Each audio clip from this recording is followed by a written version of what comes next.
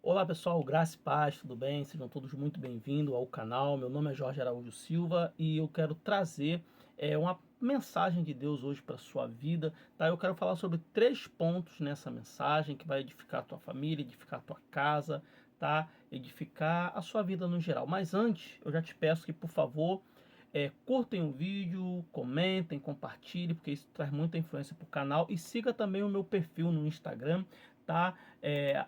Jorge Araújo Silva, tá? Você visite lá meu perfil no Instagram, visite também o link na minha bio. Ali na minha bio você vai encontrar alguns e-books que vão gratuitos, que vão trazer muito crescimento para a sua vida. Tem alguns e-books também sobre família, sobre casamento, né? Eu vivi particularmente um milagre no meu casamento há anos atrás, quando eu aceitei a Jesus em 2005, e Deus restaurou a minha história, a minha família. Eu compartilho um pouco nesse e-book, 21 princípios para fortalecer a sua família. Tem alguns materiais ali de graça. Se você quer aprender mais sobre a Bíblia, sobre a cultura judaica, sobre a história de Israel, eu te convido também a estar adquirindo o curso História de Israel, né? É um curso a qual eu tenho uma parceria, né? É um curso criado por professores e mestre, líder evangélicos, pessoas que são influentes na cultura judaica,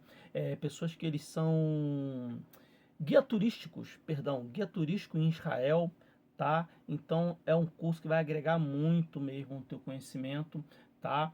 Então visita lá o link na minha bio. Eu quero estar falando com vocês hoje em Isaías 54, versículo 2, que diz assim: alarga o espaço da sua tenda, estenda-se o todo da sua habitação e não empeçais.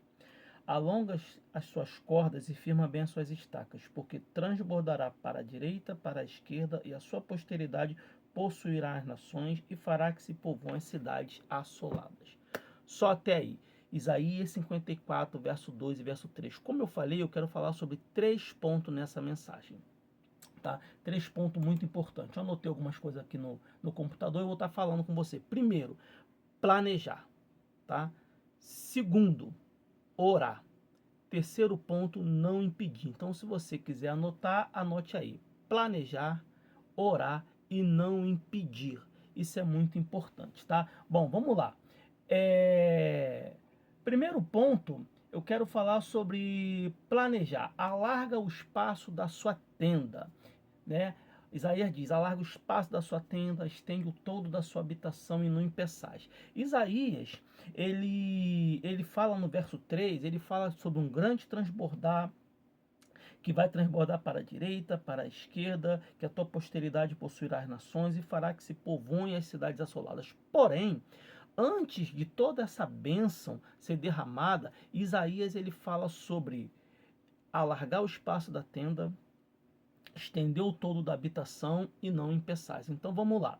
Primeiro ponto é planejar, trazendo para a nossa vida. Alargar o espaço da sua tenda se refere a planejamento. Queridos, sem planejamento nada na nossa vida acontece, tá? Como eu falei, Deus ele fez um grande milagre na minha vida e ele pode fazer um grande milagre na sua vida. Eu tenho certeza que ele já de repente até já fez, tá? Eu tenho certeza que você tem muitos sonhos, muitos projetos. Porém, sem planejamento, dificilmente, infelizmente, é algo que eu tenho que te falar, mas sem um planejamento, dificilmente esses projetos venham a se concretizar. Porque eu dei um Google recentemente, né, para trazer essa mensagem, eu descobri que sonhar até os animais sonham. Porém, nem todos os sonhos dos animais, eles, né, naturalmente, eles não se concretizam. A não ser se o sonho dele for ganhar um petisco, né? O meu cachorrinho, de vez em quando, ele se pega ele lá, dormindo lá, se balangando. Provavelmente está sonhando lá com algum petisco, alguma coisa. Então, se for esse sonho, até se realiza. Fora isso, não vai se realizar. Brincadeiras à parte, mas vamos lá o que interessa, né? Então, tudo tem que ter um planejamento, tá? Deus, ele trabalha em planejamento.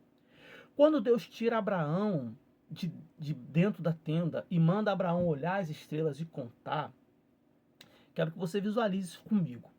Deus não faz isso para ver se Abraão sabia contar ou para ensinar Abraão a contar. Não, não, não. O que Deus estava fazendo naquilo ali? Deus ele estava colocando no coração de Abraão um projeto. colocando dentro do coração de Abraão, imprimindo ali na alma de Abraão o propósito que Deus tinha para a vida dele. Então Abraão passou a sua vida, a caminhar a sua vida, com todos os erros, com todos os acertos, não vou entrar nesse mérito, mas Abraão passou a caminhar a vida com essa visão, com esse projeto, com esse planejamento para alcançar essa conquista. A partir do momento que ele começa a caminhar de acordo com essa visão, ele começa, né, a planejar a sua trajetória. Então Deus, ele não faz nada desorganizado. Se a gente for ler, quando a gente lê, na verdade, Gênesis, a gente vê que Deus planejou tudinho. Deus, ele primeiro traz a luz, depois que ele traz a luz, ele começa a fazer todas as coisas. Por quê? Porque no escuro você não consegue fazer nada. Então o planejamento é isso. O planejamento vai trazer luz aos seus sonhos, luz aos seus propósitos, aos seus projetos, às suas metas. Então, tudo na vida, primeiro você tem que ter o planejamento, tá? Grave bem isso na sua cabeça. Você tem que planejar o teu sonho, planejar o teu crescimento espiritual, planejar o teu crescimento financeiro, profissional. Se você é um empresário, é um trabalhador liberal, planeje as suas coisas. Se você quer ter uma família abençoada, um casamento abençoado, planeje esse casamento, planeje, sabe? Coloque no papel, dê vida ao teu sonho. Porque quando a gente dá vida ao nosso sonho, dá vida aos nossos projetos, aquilo ali se torna palpável. E quando aquilo se torna realmente palpável, real, aquilo entra de forma poderosa na nossa alma. E aí a gente cria forças para correr atrás. Mesmo nos nossos dias de cansaço, nos nossos dias de labuta, nos nossos dias assim de muita angústia, de muita fraqueza, a gente encontra forças em Deus e também nessa materialização que está dentro da nossa alma para perseguir e conquistar os nossos objetivos. Então, planeje. Primeiro ponto. Segundo ponto, estenda o toldo da habitação. Isso, para mim, isso fala sobre a oração. A oração ela é uma cobertura e nós temos que estender essa cobertura sobre toda a nossa vida, tá? Sobre a nossa família, sobre as nossas finanças, sobre os nossos empregos, sobre os nossos empreendimentos, tudo, tudo, tudo. Tem um pastor já falecido que eu gosto muito, o David Paul Yang-Shu. Ele foi pastor, né, da maior igreja da Coreia do Sul. Uma vez ele escreveu um livro que era A Quarta Dimensão. Nesse livro ele conta a história dele, né, de fé. É um livro muito, muito poderoso. Se você não leu, eu te aconselho a ler. Mas ele conta ali uma história interessante, que quando ele começou a caminhada dele, ele tinha uma bicicleta, ele queria uma bicicleta para poder pedalar e evangelizar a Coreia do Sul. E ele pediu uma bicicleta e o Espírito Santo falou para ele: que bicicleta? Porque bicicleta tem um monte, né? Então ele começou a orar de forma específica pela bicicleta que ele queria. A cor, o modelo, o jeito tudinho. E no final das contas ele ganhou exatamente aquilo que ele queria. Né? Mais uma vez, né? Veio o planejamento, ele planejou tudo, a bicicleta do jeito que ele queria e começou a orar por aquilo ali. Orar, orar, orar, orar. Para ganhar exatamente do jeito que ele queria, do jeito que estava impresso na alma dele, e Deus o concedeu. Certa vez ele teve aqui no Brasil, né, o David Paul Yang-Shu, ele teve com os pastores e perguntaram para ele qual era o sucesso da igreja dele na Coreia. Ele falou que lá a gente ora. E o pastor questionou: a gente aqui também ora. Ele falou: não, vocês brincam de orar, nós lá oramos. Né? Brincadeiras à parte, dizem que esse pastor, David Paul, ele entrava para o quarto de oração dele e ele ficava lá 5, 6 horas orando. Isso não é a minha realidade, gente, de verdade. Dá dor no joelho até de pensar de ficar ajoelhado esse tempo todo orando, porque assim, eu não tenho como, eu sou sincero. Se você consegue ficar 3, 4 horas ajoelhado orando, glória a Deus pela tua vida. Deus te abençoe. Continue e ore por mim também, tá? Anote lá, Jorge Araújo. Mas eu não consigo, eu não posso, eu não tenho tempo para isso. Eu não vivo apenas do ministério. Pelo contrário, eu sou empresário, eu tenho uma empresa junto com a minha esposa, eu ralo muito. Não tem como eu parar esse tempo todo de 3 horas orando. Agora, orar, a gente pode orar. Né? Não posso orar 3 horas, não, mas eu posso orar 1 hora. Não posso orar 1 hora, mas eu posso orar meia. Não posso orar meia, mas eu posso orar 10 minutos. Se você não puder orar 10 minutos 5 minutos que seja pelo seu projeto, irmão, fica difícil, fica muito difícil. Então a gente não pode de repente ter a mesma realidade que muitas pessoas têm, mas a gente pode orar e deve orar, né? Quando se fala de oração, Deus ele quer que nós sejamos chatos, irmão. É chato, Jorge? Sim, Deus quer que sejamos chatos e eu vou te provar na Bíblia. Lucas 11, verso 5 e verso 8. Olha o que a Bíblia diz em Lucas, capítulo 11, verso 5 e verso 8. Eu já estou abrindo aqui. Você abre aí também para a gente acompanhar. É sempre bom, né? A gente acompanhar, ter essa interação. Diz assim: Disse-lhe Jesus: Qual dentre vós, tendo um amigo, e for procurá-lo à meia-noite, e lhe disser: Amigo, empresta-me 3 pães? Pois um amigo, chegando de viagem, procurou-me, e eu nada tenho a lhe oferecer. E o outro lhe responder lá de dentro, dizendo: Não me importunes, a porta já está fechada, e meus filhos comigo também já estão deitados. Não posso levantar-me para te atender.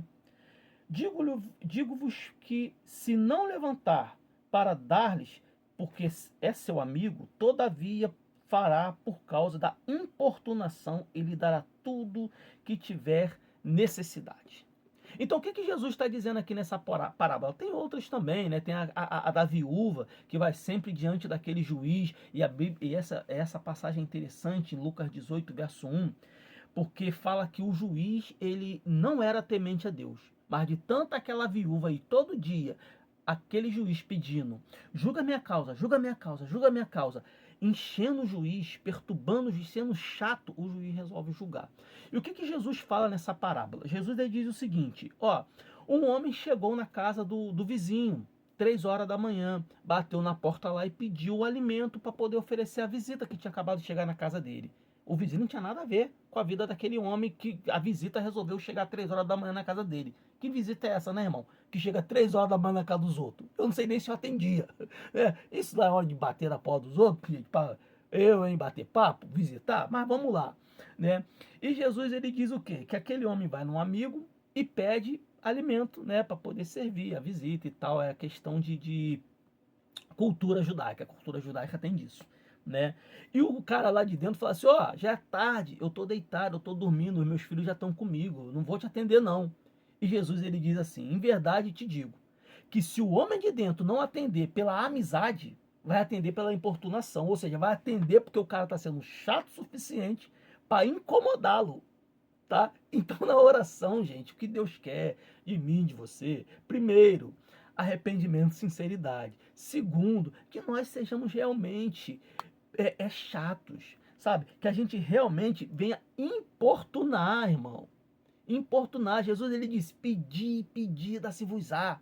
Buscar, buscar, achareis. Bater, bater, a porta se abrirá. Então, Deus ele não está querendo que eu e você peça apenas uma única vez um negócio e pronto.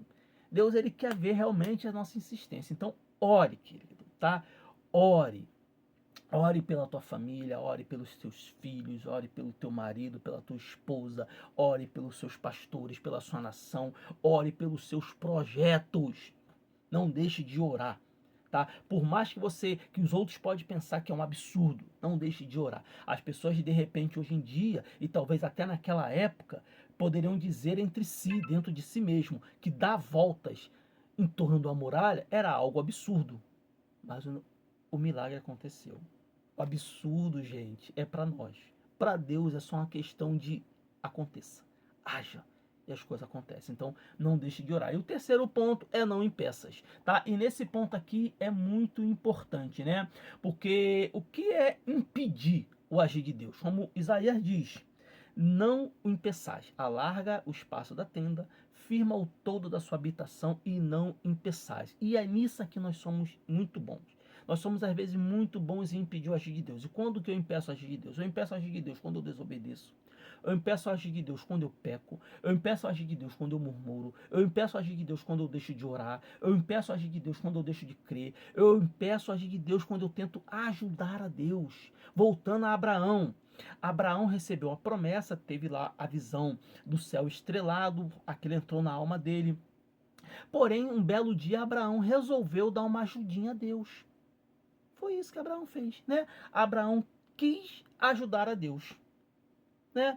Ele tentou ajudar Deus. Ele, puxa vida, eu já tô velho, minha esposa tá velha, os anos já passaram, então vou dar uma ajudinha a Deus. Ele, né, e claro, Sara, arrumaram aquele negócio de Abraão deitar com a escrava.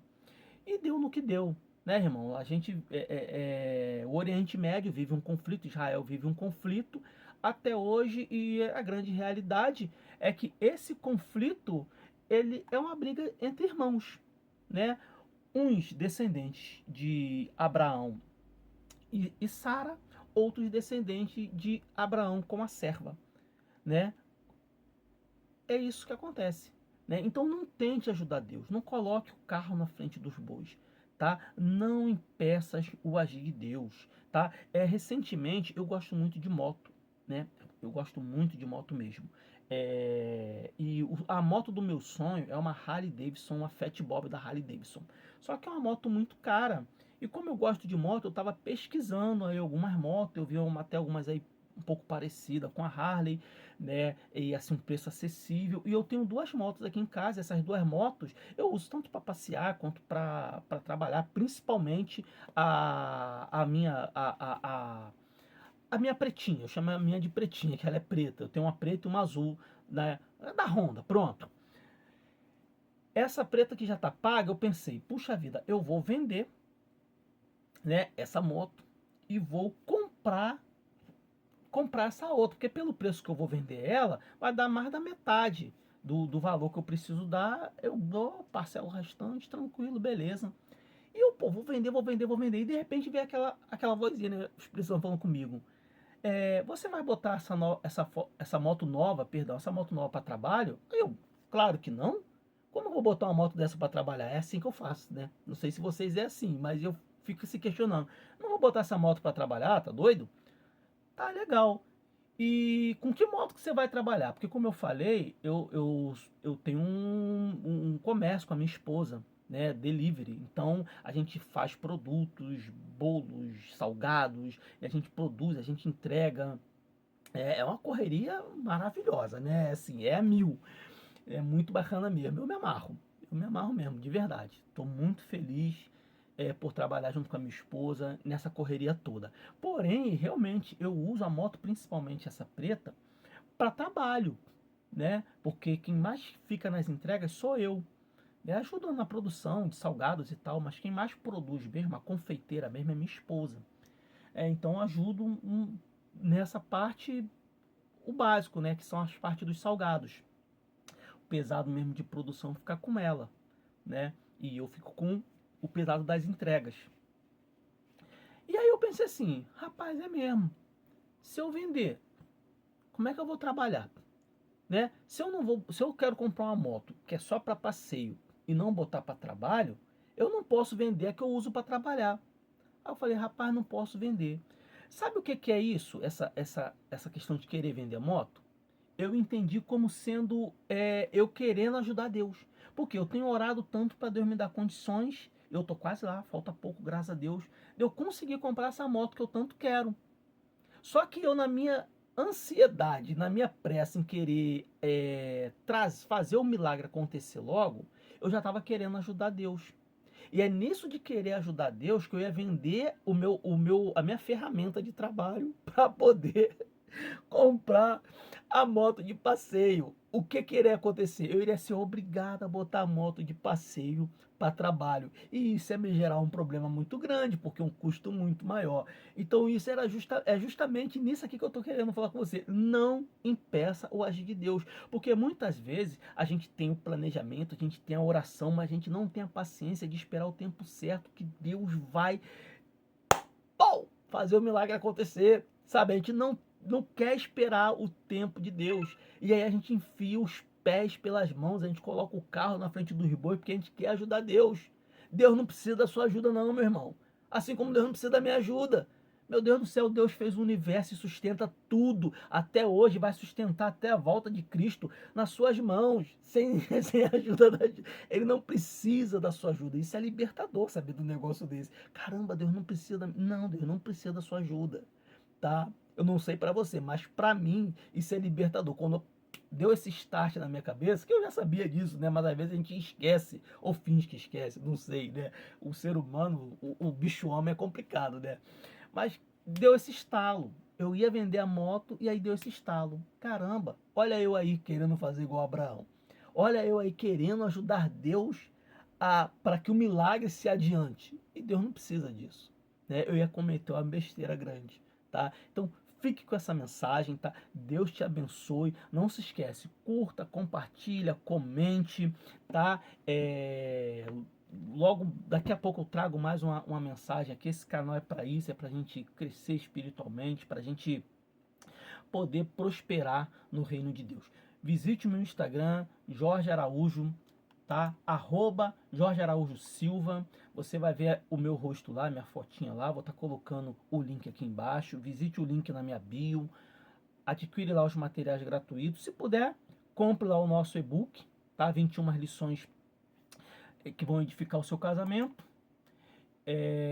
Tem lá também o e-book 31 lições eternas de Salomão, certo? E adquire lá os cursos dos nossos parceiros, que são os cursos História de Israel, Calendário Judaico e Treinamento Missionário da Jocum, de Almirante Tamandaré. Curso muito bom que vai agregar no seu ministério, principalmente se você for voltado para missões, tá? Eu te vejo até a próxima. Deus te abençoe. Um beijo. Fiquem com Deus.